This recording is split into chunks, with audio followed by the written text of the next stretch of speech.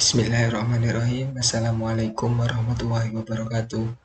Perkenalkan, nama saya Handanu Akbar Farahi dengan NIM akhir 103. Saya berasal dari kelas Agribisnis C, Fakultas Pertanian, Universitas Trunojoyo, Madura.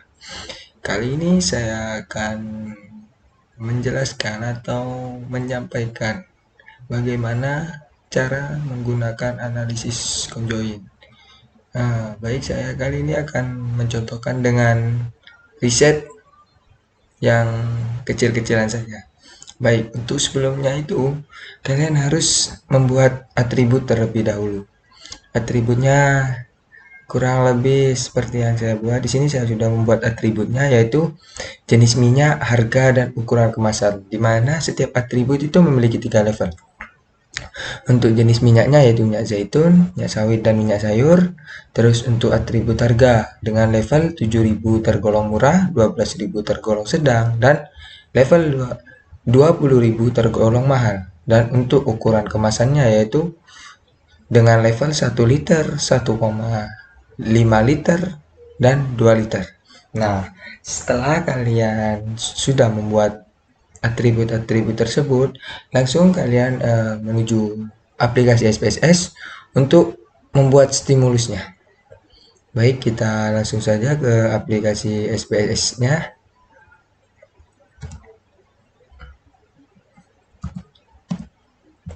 Nah, ini dia aplikasinya. Kita buka.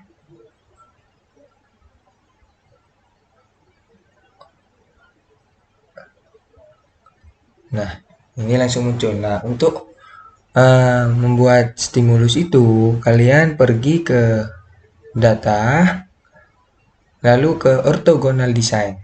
Nah, ini pilih generate. Nah, di sini kalian masukkan saja atribut-atribut yang sudah kalian buat, seperti contoh atribut yang saya buat yaitu jenis. Nah, untuk di sini beri keterangan jenis apa? Itu jenis minyak. Jenis minyak. Nah, kalian tinggal add. Nah, untuk selanjutnya atribut yang kedua apa? Yaitu harga. Nah, kalian perjelas di sini harga minyak. Nah, kalian add kembali. Dan untuk yang ketiga yaitu ukuran. Di sini yaitu ukuran minyak. Nah, kurang lebih seperti itu. Nah, untuk selanjutnya kalian tambahkan levelnya seperti ini. Ketik salah satu atau satu-satu jenis minyak yang pertama, yaitu ke define ini. Lalu kalian masukkan ada berapa jenis minyak? Tadi 3. 1, 2, 3. Nah, jenis minyak apa aja? Minyak sawit,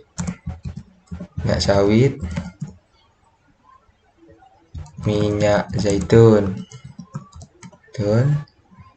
minyak sayur. Nah, kalian ketik continue. Nah, untuk harga juga kalian ikut langkah yang pertama, yaitu ada 3 kan levelnya, jadi kita masukkan hingga ketiga. Untuk harganya itu saya patok dari 7.000, itu dalam kategori murah, 12.000 dalam kategori sedang, dan 20.000 dalam kategori mahal. Nah, ini kalian continue saja. Nah, untuk ukurannya ini saya ada 3 juga, yaitu ukuran 1 liter, 1,5 liter, dan 2 liter. Nah, sampai di sini kan telah selesai. Lalu kalian pencet saja OK.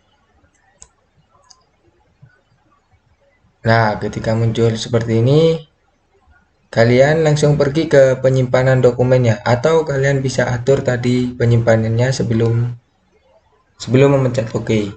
Ini karena saya langsung pencet OK, berarti otomatis langsung tersimpan di dokumen. Nah, Kita buka saja langsung.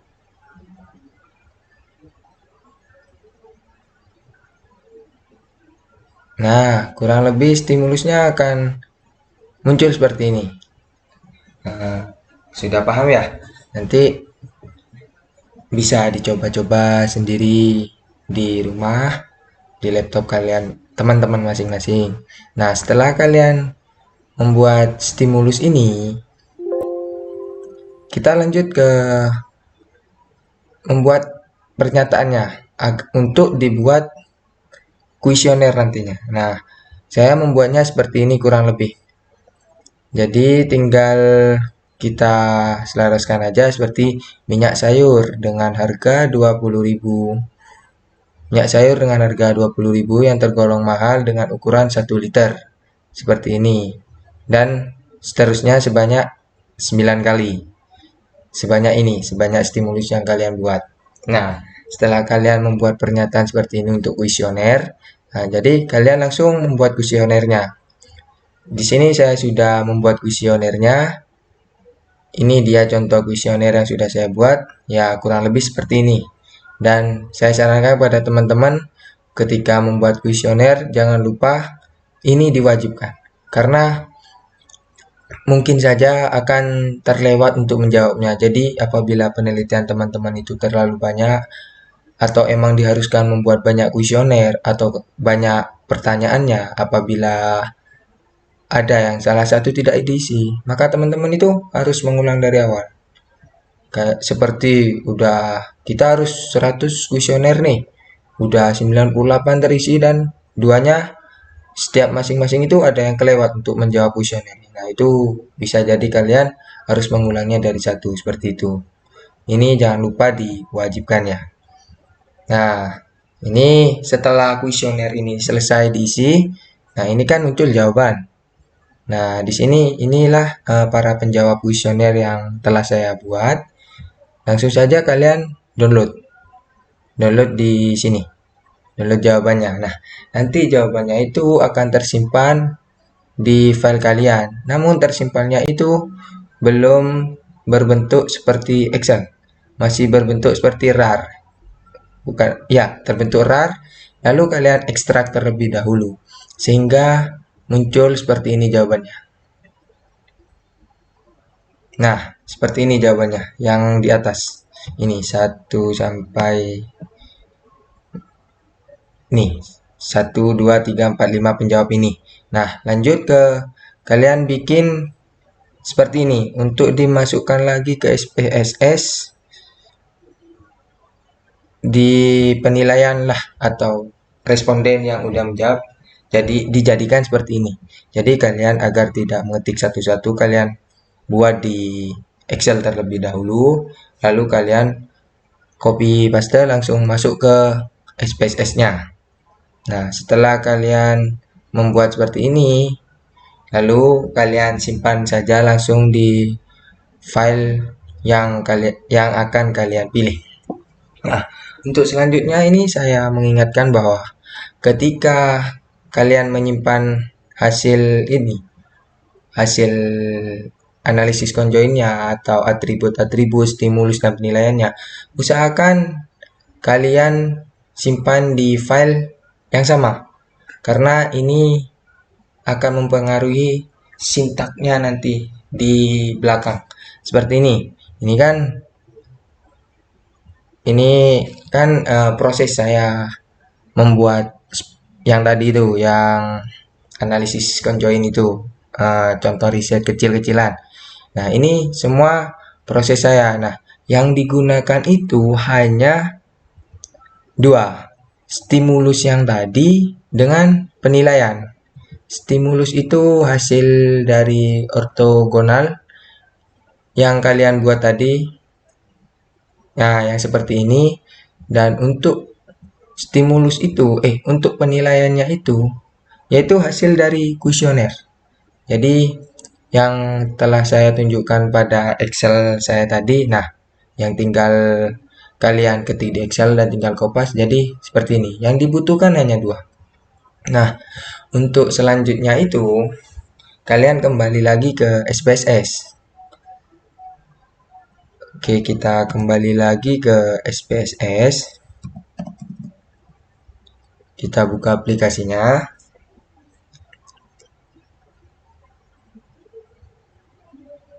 Nah, ini sudah terbuka. Lalu kalian ke file.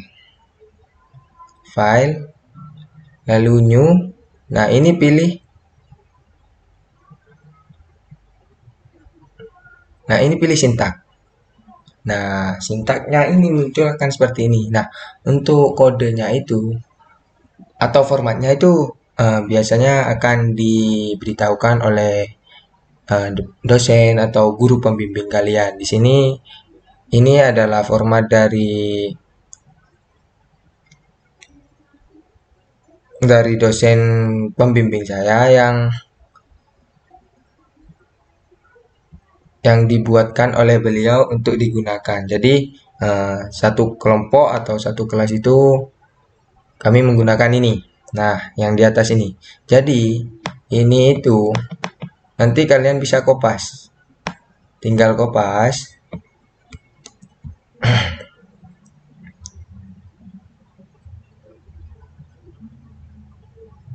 Nah, lalu kalian kopas dari sini. Nah, untuk ininya ini. Nah, ini kan conjoin plan. Ini usahakan foldernya ini.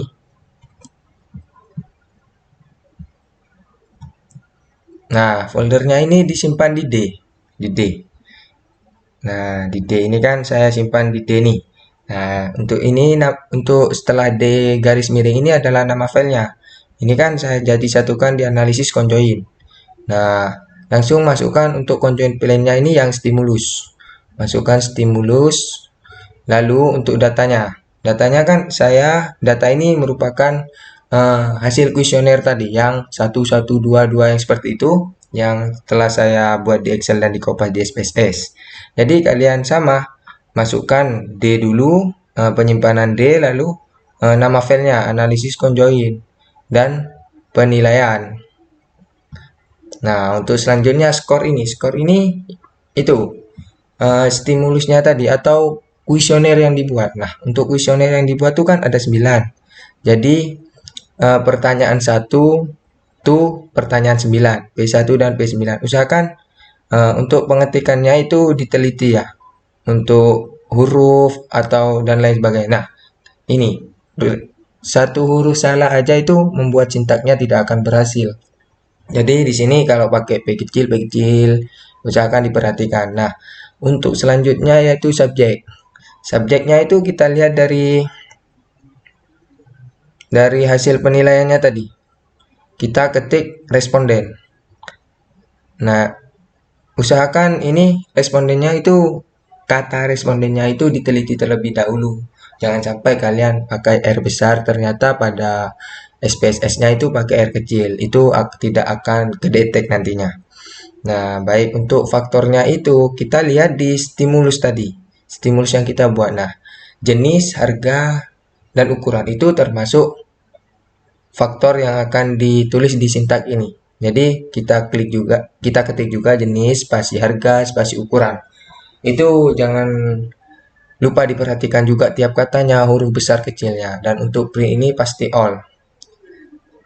Nah, baik setelah kalian sudah seperti ini, sudah benar ya.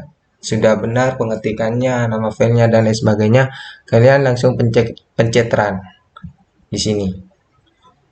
Nah, apabila data kalian itu udah benar, udah kedetek, pasti nanti sintaknya akan keluar seperti ini.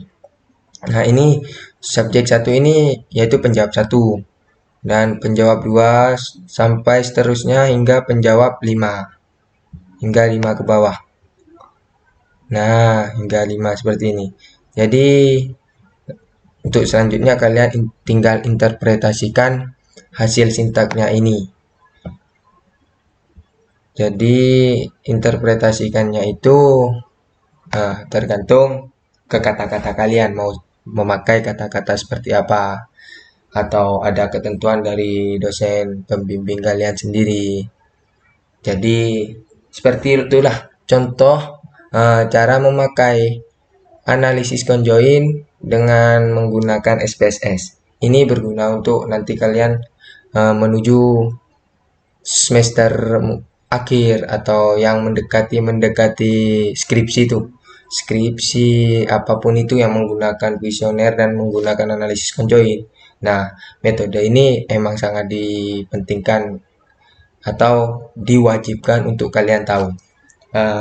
Kurang lebih seperti itu contoh cara memakai atau cara analisis conjoin, dan itu contohnya juga untuk yang pengaplikasiannya di SPSS.